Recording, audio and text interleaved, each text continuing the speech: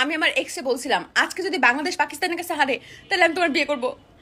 আপনি আপনার এক্সকে বলেছিলেন যদি পাকিস্তানের সাথে বাংলাদেশ হেরে যায় তবে আপনি আপনার এক্সকে বিয়ে করবেন। পাকিস্তানের সাথে বাংলাদেশ হেরে গেছে, যান গিয়ে আপনার এক্সকে বিয়ে করেন। আপনাদের জন্য শুভকামনা রইল। আমি আমার প্রেজেন্ট বয়ফ্রেন্ডও বলছিলাম আজকে যদি বাংলাদেশ পাকিস্তানের কাছে হারে তাহলে তোমার আমি 1 টাকার কাবিনে বিয়ে করব। বাহ রে মাইয়া বাহ। এক্সকেও বলছিলেন যদি পাকিস্তানের সাথে বাংলাদেশ হারে তাকে বিয়ে করবেন। আপনি আবার আপনার প্রেজেন্ট যে আছে তাকেও বলছেন যে পাকিস্তানের সাথে বাংলাদেশ হারলে তাকে বিয়ে করবেন 1 টাকার কাবিনে। মানে আপনার এক্সকেও বলছেন বিয়ে করবেন, প্রেজেন্টকেও বলছেন বিয়ে করবেন যদি পাকিস্তানের সাথে বাংলাদেশ হারে। পাকিস্তানের সাথে বাংলাদেশ হাইরে গেছে, যান গিয়ে দুইজনকেই বিয়ে করেন। এখন আমি কারে বিয়ে করব গাইস?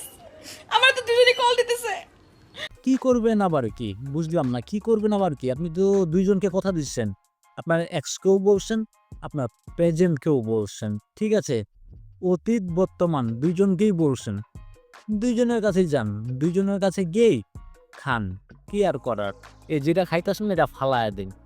আপনি বলছেন তাদেরকে বিয়ে করবেন, বিয়ের পর দুইজনের কাছ থেকে